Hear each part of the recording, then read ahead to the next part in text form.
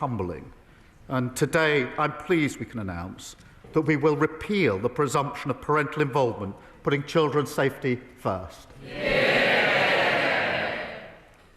This morning I had meetings with ministerial colleagues and others, Mr Speaker, in addition to my duties in this House. I shall have further such meetings later today. Dr. Ross-Savage. Thank you, Mr Speaker, and I would like to associate myself with the Prime Minister's sympathies extended towards Claire and commend her on her bravery. Mr Speaker, I regret to inform the House that yesterday there was a very, very serious breach of national security when my PMQ was photographed heading into number 10 through a transparent folder. However, the nation can rest easy. On this occasion, no state secrets were revealed. However, it does make me wonder whether this government can be trusted with a digital ID scheme that is mandatory in all but name. Can the Prime Minister...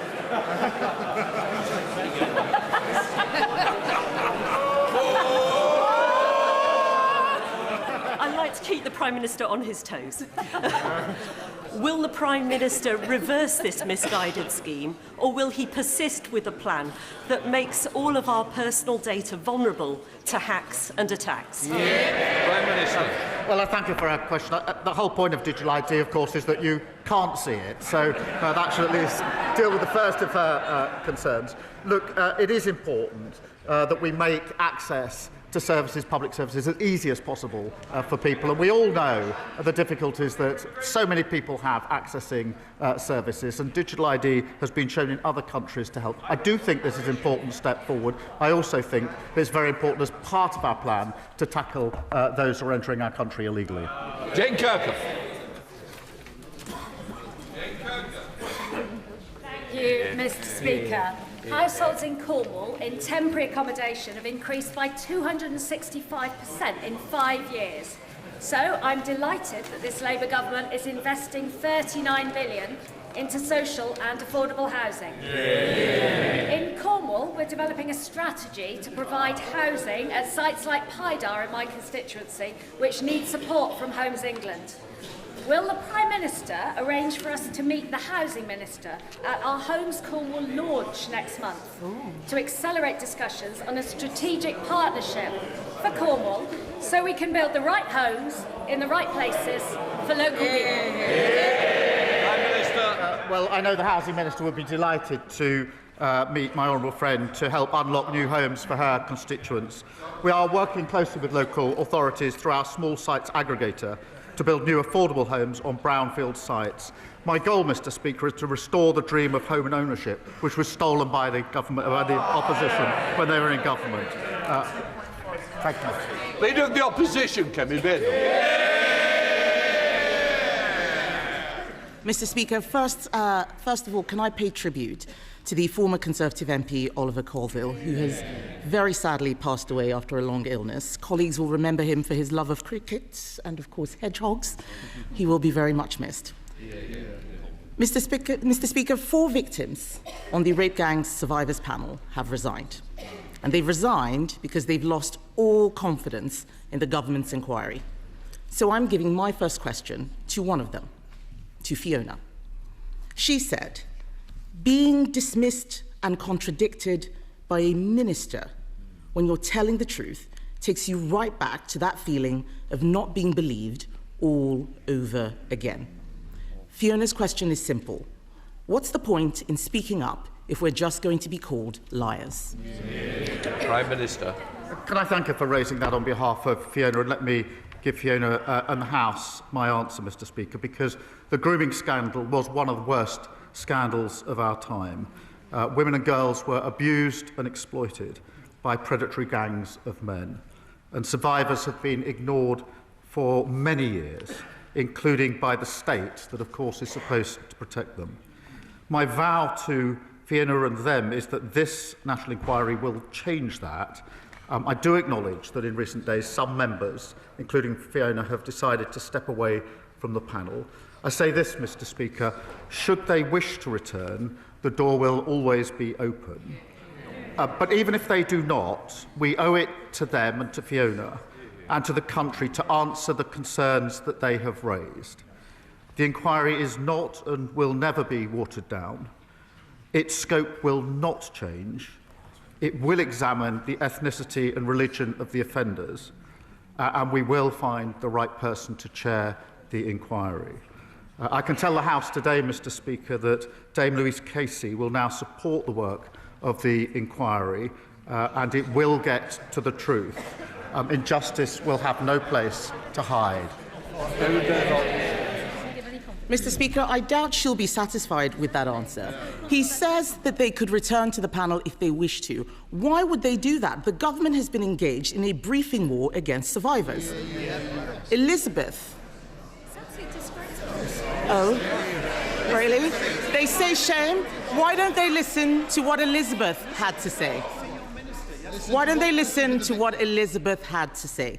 Elizabeth, who was abused in Rotherham from the age of 14, had this to say, and I quote, "The government has created a toxic environment for survivors." They were looking for answers from the Prime Minister, and what they've heard is Labour MPs saying shame at their words. Yesterday,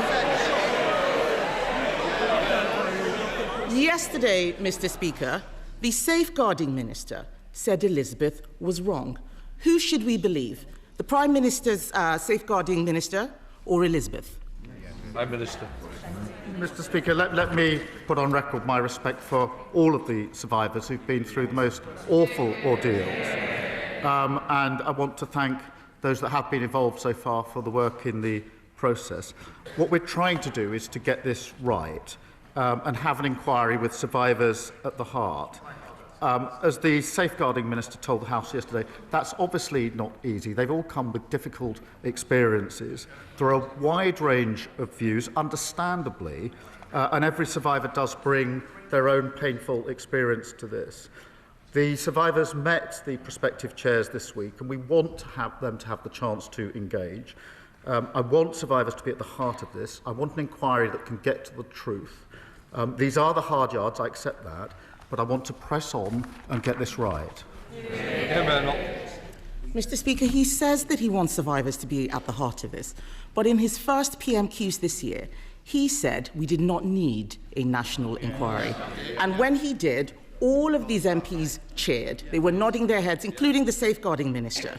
They voted against the national inquiry 3 times. Yes, they did.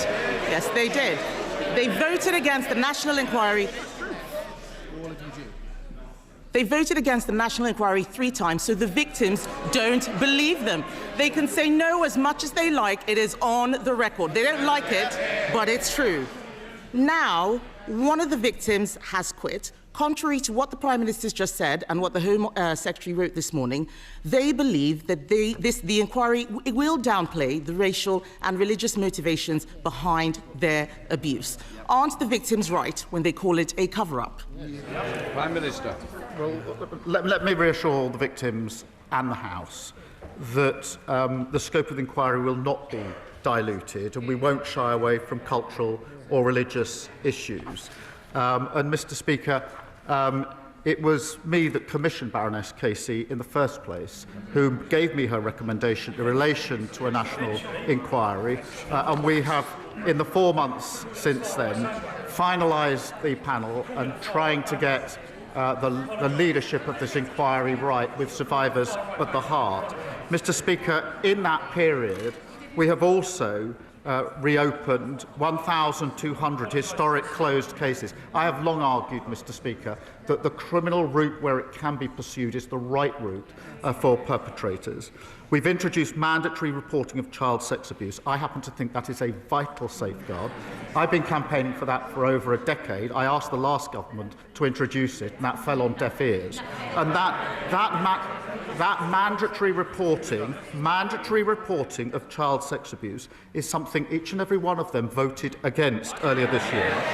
And we've given victims and survivors the power to seek an independent review of their cases. But, Mr. Speaker, in relation to this inquiry, I want to go as fast as we can to get the justice that is deserved. I want to ensure survivors are involved in that, and we're balancing the two to get this right, and I'll continue to do so. Mr. Speaker, he's talking about mandatory reporting. I will remind him what Fiona asked. What is the point if the victims aren't going to be believed? What would be the point of mandatory reporting? All of this is happening now. All he's saying is because 4 of those victims resigned from the survivors panel. If they hadn't done that, they would have continued with the watering down, which we all know that they were carrying out. So yes, the victims are right to be worried. He also talked about looking for a chair. It has been 10 months since we first called for a national inquiry. 10 months. It is shocking that they still do not have a chair. One of the final 2 candidates, Mr. Speaker, has pulled out, leaving a former police officer that the victims don't want. What they do want is a judge. They deserve a judge. So, Mr. Speaker, we are talking now. We are talking about the industrial-scale rape of women and girls. Unlike most of the inquiries going on, why is it that this inquiry doesn't deserve a judge?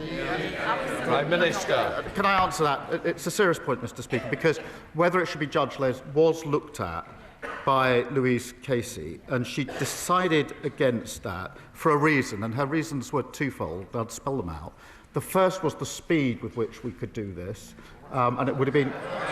They asked the question, and the first was the speed with which we could do this. The second is really important, and that is that at the same time as the inquiry, I was absolutely determined that criminal investigations would go on at the same time. One of the problems that judge-led inquiries run into, I've seen and experienced this myself, is that they're often held back until the end of the criminal investigations. And I was determined that we'd be able to run the 2 together. And it's because of that, Mr. Speaker, that we've been able to reopen 1,200 historic cases at the same time.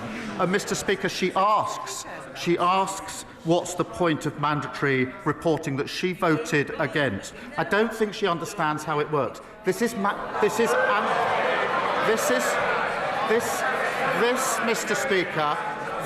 Speaker, is mandatory reporting of those that have had allegations made to them, and there's clear enough evidence they've then not passed that on. That is a fundamental problem in the system. That is why we've changed the law. They should hang their heads in shame for having voted against that vital protection.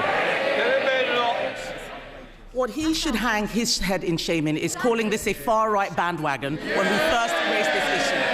The deputy leader, the future deputy leader, we all know who's going to win, called this a dog whistle.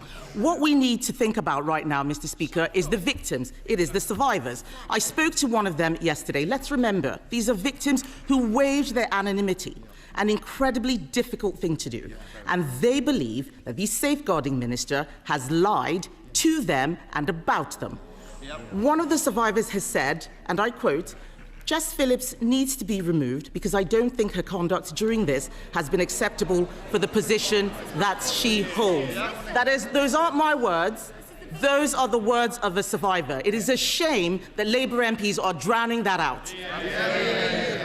The member for Birmingham Yardley has clearly lost the confidence of the victims. Does she still have the confidence of the Prime Minister?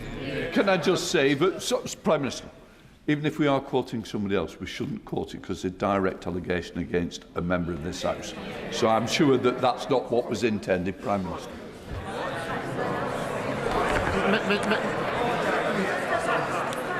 Mr. Speaker, I respect the views of all the survivors, and there are different views. I accept that. But the safeguarding minister, I think, has probably more experience than any other person in this House in dealing with violence against women and girls. Alongside her will be Louise Casey. These 2 individuals, Mr. Speaker, have spent decades standing up for those who have been abused and sexually exploited. And I absolutely think they're the right people to take this forward. Mr. Speaker, she doesn't have more experience than the survivors. The fact is, just a few weeks ago, he was standing there telling us he had full confidence in the best friend of a convicted paedophile. So it is no surprise that people have no confidence in what he is saying. The victims have said that she should be sacked. We on this side of the House believe that she should be sacked because this is about Labour failure. Labour never wanted this inquiry. We demanded it. It has been Labour-run councils, Trafford, Bradford, Blackpool, that tried to suppress the truth. It is Labour ministers attacking the victims. We're standing up for them. And how is it, Mr. Speaker? How is it that whether it is rape or Chinese espionage, when he's in a position to do something about it, it's always someone else's fault? Well, Mr. Speaker, my priorities are listening to and standing up for the survivors. That's why we're doing the work on the inquiry. That's why we've reopened the criminal cases, why we brought in mandatory reporting. But I would gently remind them they had 14 years in office. They barely mentioned this issue. And where there were inquiries, they failed to act on them.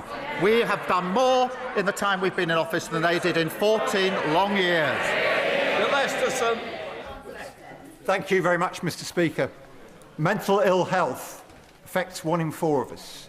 It costs this country up to £300 billion a year. So will the Prime Minister join me in thanking the staff at McGull Health Park who do a brilliant job in looking after those suffering from mental ill health? And will he wish them well with their plans to set up a world-leading research and innovation centre which will make an enormous contribution towards this government's stated aim of giving mental and physical health care equal priority? Prime Minister. Well, of course I join in thanking the staff at McGull Health Park. Mr. Speaker, we are investing £15.6 billion to bring down mental health waiting lists, vital in continuing to drive down inactivity and helping people to get the care that they need. In the upcoming multi-year capital budgets, we will enable NHS Trust to accelerate decisions on local priorities, and that could include developments like the Mental Health Digital Research Centre that he champions. Leader of the Liberal Democrats, Sir Ed Davey. Thank you, Mr. Speaker. Can I agree with the Prime Minister about the words he said about Claire Throssell? And agree with him that it's right that we change the law, and I hope it's named after her sons, Jack and Paul. Mr. Speaker, given the revelations about Royal Lodge, does the Prime Minister agree that this House needs to properly scrutinise the Crown Estate to ensure taxpayers' interests are protected? The Chancellor herself has said that the current arrangements are wrong. So will the Prime Minister support a select committee inquiry so all those involved can be called for evidence, including the current occupant? Prime Minister. Well, it's important in relation to all properties, Crown properties, that there is proper scrutiny. I certainly support that. Sir Ed Davey. Well, Mr. Speaker, I hope the House can look at this properly and all people can be summoned to the relevant committee. But turning to the economy now, Mr. Speaker, I know members opposite are relieved. They are finally allowed to say the Conservatives' Brexit deal is a disaster. But, Mr. Speaker, that can't just be a political ruse to attack the honourable member for Clacton, however much he deserves it. Or even worse,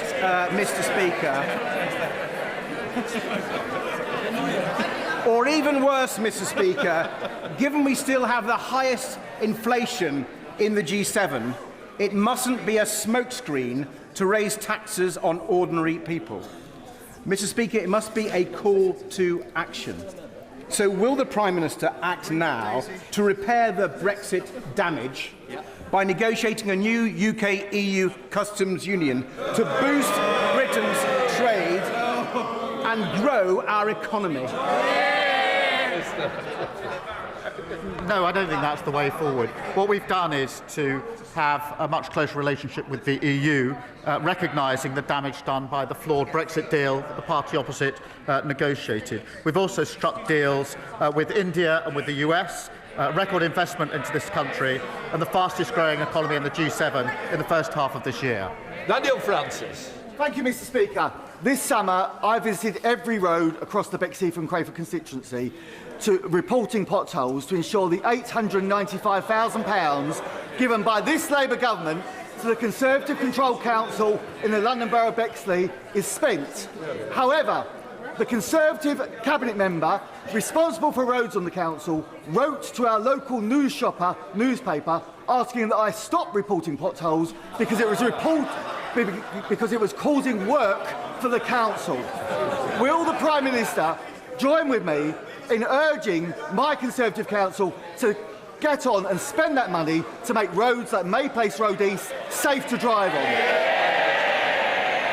So this is a local Conservative council telling him not to point out potholes in case they have to fill them. That's outrageous, just like the record of the last 14 years. Mr. Speaker, we know how problematic, dangerous and costly potholes are to drivers. That's why we've delivered record investment to maintain our roads and fix potholes. That's £1.6 billion, Mr. Speaker. That money has been given to councils, but it comes with strings. So my message to reinforce this is clear to the council. Use the money, fix the roads, show how you're carrying out repairs, or lose the money because it's councils who get on with the job of fixing our roads. And I'll make sure the Road Minister follows up with him. Ellie Jones. Thank you, Mr. Speaker. Given that the TUC has calculated that the wealthiest 10% of households in the UK hold more wealth than everyone else in the country put together, does the Prime Minister agree with me that it is inequality, not immigration, that is a threat to our country? Well, Prime Minister. Mr. Speaker, we need to deal both with the levels of immigration and with inequality, and that's what this government is doing. And as we get on with trying to boost our economy, can I gently point out that if we want more equality, if we want our economy to be stronger, their party needs to start voting for some of the measures that will make it necessary. Michelle Walsh. Thank you, Mr. Speaker. In March 2022, I gave birth to my son by emergency C-section. Both my son and my life put at risk by a failing maternity service. In Nottinghamshire, we know failing maternity services far too well, with harm caused to mothers, babies and fathers. Over 2,400 families involved in the Donna Ockington inquiry. So does the Prime Minister agree with me that grief must be the engine of change, and where previous governments has failed, it is imperative that this government transforms maternity services so that every birth is an informed birth and every birth is a safe birth? Prime Minister. Can I extend my gratitude to my honourable friend and for all of those who spoke for their powerful and moving stories in the baby loss debate, I think, on Monday, Mr. Speaker. And I can assure her, I was actually at the Pride of Britain Awards on Monday night, and very many people came forward to me having heard some of the speeches from this House, particularly the personal testimonies. And so those stories really did have power in making the argument. We do need to fix what needs fixing, so we'll fix the maternity services, improve safety and make sure every mother is heard and gets high quality care, Mr. Speaker. Mr. Speaker, my constituents have so many questions they'd like to ask the Prime Minister, but I'll settle for one today. Can the Prime Minister define when grey belt is really grey? Prime Minister. Well, Mr. Speaker, let me give a simple example.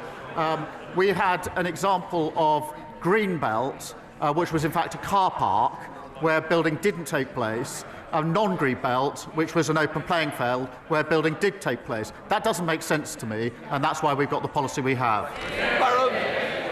Thank you, Mr. Speaker. 12-year-old Millie Blair from Oundle, who joins us today in the gallery along with her mum Gemma, her sister Jessica and her dad Gordon. On Millie's 11th birthday, she was diagnosed with a rare bone cancer, which led to her leg being amputated. Millie attends Prince William School but cannot access the lower playing field because the slope is too steep. Her parents, the school and I have asked the East Midlands Academy Trust to put in a ramp. They've refused, claiming they are not subject to certain parts of the Equalities Act. Would the Prime Minister agree with me that the Trust has an absolute moral obligation to make these adjustments so that Millie can have full access to all of her school so she can play and thrive with all of her friends? Prime Minister. Can I just welcome Millie to the gallery? She's looking down, as I appreciate the members opposite can't see it, but she's smiling down with the courage and positivity that I know is everything to her, and we absolutely salute that, and we're humbled by it. In relation to the decision, Mr. Speaker, I really do find it hard to understand how a school trust could make a decision like that in relation to the ramp. And rather than, as it were, berate them from here, I would just implore them on behalf of, I think, everybody here, and Millie in particular, to just look again and please, I hope with the endorsement of the whole House, to reconsider that decision, put that ramp in and match the positivity and the courage that Millie has shown all of us. And I thank the honourable friend for raising this campaign. Will Forster. Thank you, Mr. Speaker. The Times has reported that local elections across the country will be delayed for a second year in a row.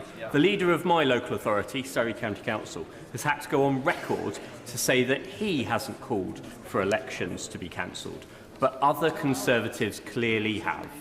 Mr. Speaker, can the Prime Minister give me a cast-iron guarantee that my constituents in Woking and others across the country will not lose their democratic right to vote? Prime Minister. Well, I thank him for his question, and he knows we inherited a situation where local councils were underfunded and millions were wasted on duplication. By reforming the system, which is what we're doing, we will save money and reinvest it in improved public services. In Surrey, just in response to his question, we expect the elections to be in the new unitary councils, and we'll be setting out the planned timetable very shortly. Alan Strickland. Thank you, Mr. Speaker. Central to growing our economy is delivering major events that drive footfall and investment. So does the Prime Minister share my disappointment that since Reform took over the running of Durham County Council, they've slashed funding for Durham Pride, which brings in 20,000 people a year? So they can't cope with accountability, Mr. Speaker. They have cancelled the Lumiere Festival, which has brought nearly 1.5 million people into County Durham since it started, undermining businesses, undermining communities. Would the Prime Minister agree that if Reform can't run one county council, they certainly can't run Scotland, Wales or our United Kingdom? Well, he's absolutely right to point out, as voters in Durham can see, what you get if you vote Reform is total chaos and broken promises. Mr. Speaker, councils have a vital role in our communities. And it's not just Durham where Reform are doing real. I think 4 councillors in Kent have just been suspended for bringing the party into disrepute.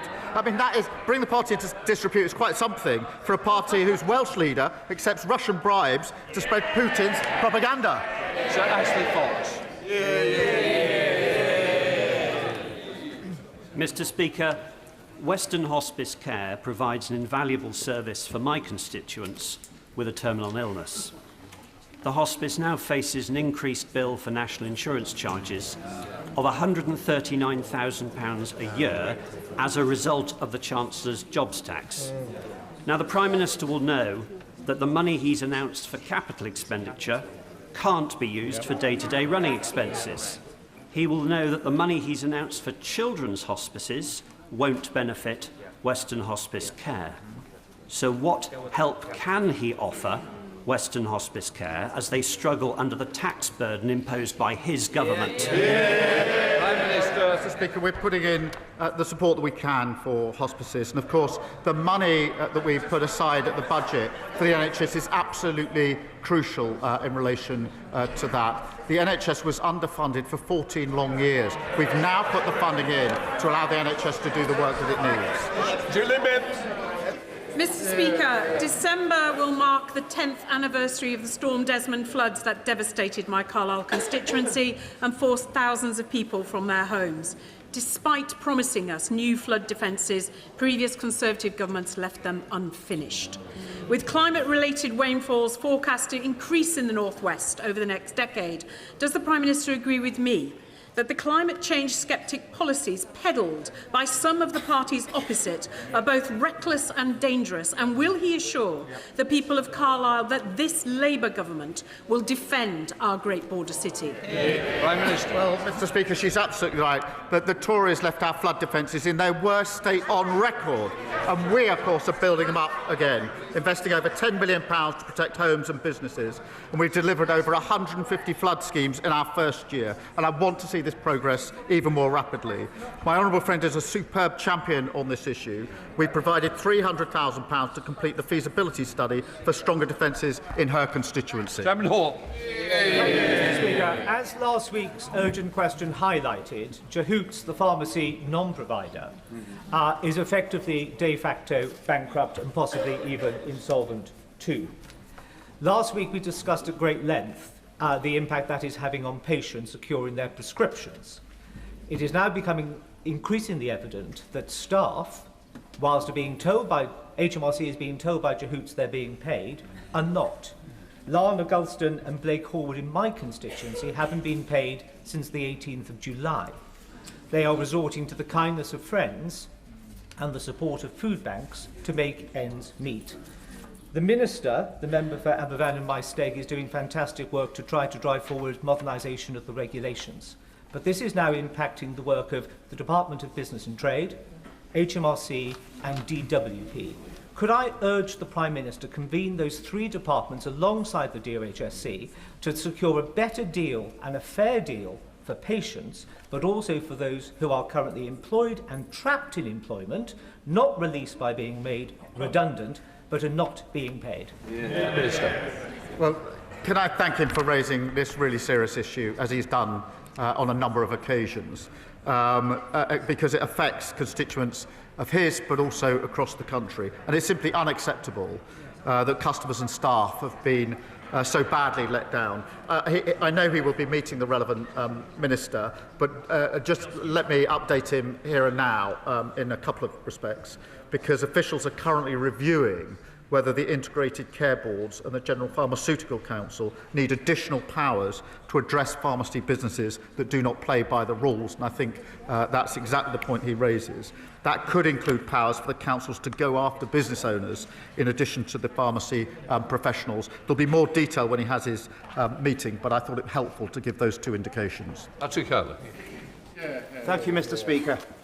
Well over 1,000 youth clubs have closed in this country since 2010, with a huge negative impact on our young people. This is despite the fact that youth clubs have had a long positive history in this country for helping young people to mature in a healthy fashion.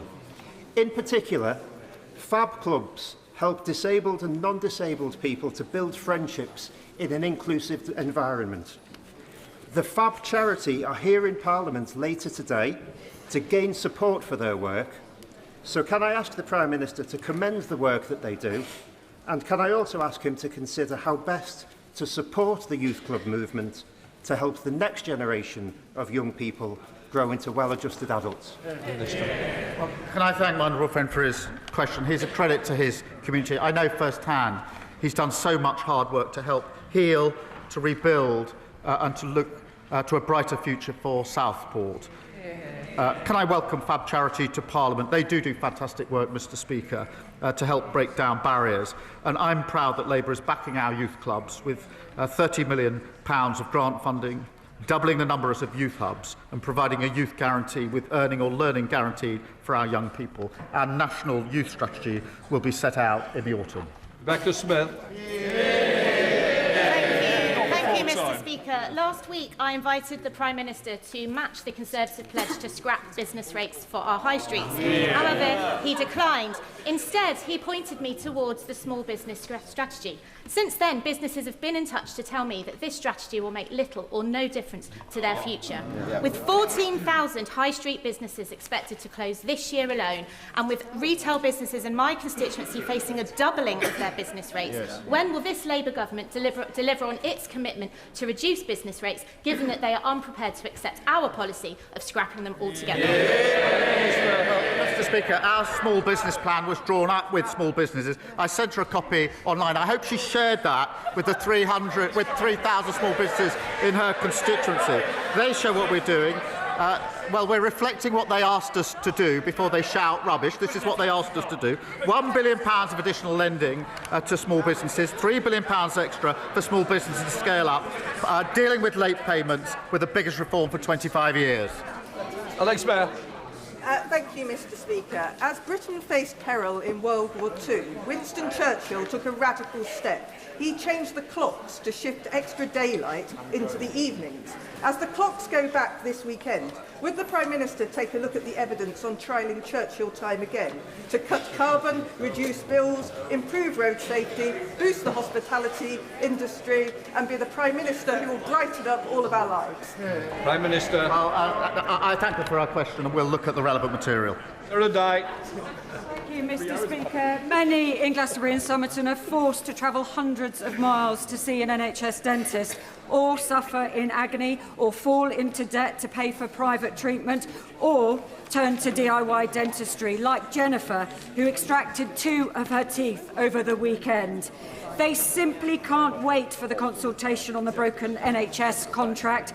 Mr. Speaker, they deserve immediate action. So will the Prime Minister outline what measures he's taking to end the dental desert in Somerset for good? Prime Minister. Well, can I thank you for raising this, because added to the list of shocking things the last government left was the shocking state of NHS dentistry, broken like everything else under the last government.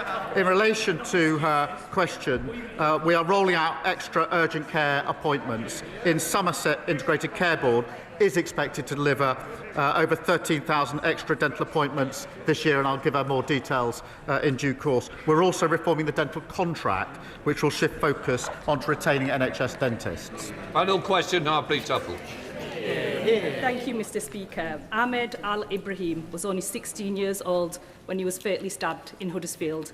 His life was cruelly taken away in what the police described as an unprovoked and motiveless attack. On a visit to Netherhall Learning Campus in my constituency last week, I know how important this issue is for young people. So will the Prime Minister commit to redoubling efforts to tackle serious violence and knife crime through more visible policing, stronger prevention and investment in youth services? Prime Minister. Can I thank her for raising this devastating case, and my thoughts, I'm sure those of the whole House, are with the family and friends. Through our crime and policing bill, we're increasing penalties for the illegal sale of knives and giving police new powers to seize knives likely to be used for violence or cause harm. We've also launched a coalition to tackle knife crime, to bring together campaigners and community leaders to tackle the root causes of knife crime and help protect the next generation. Front benches change over.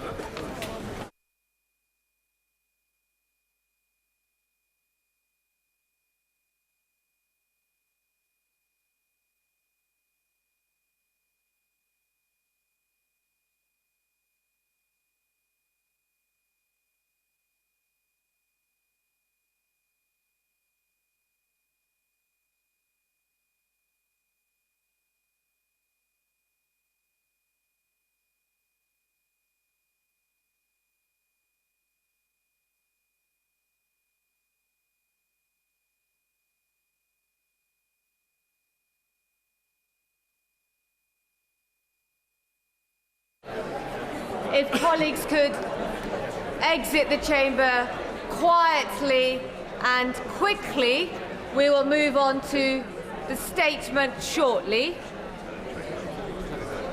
Quietly and quickly.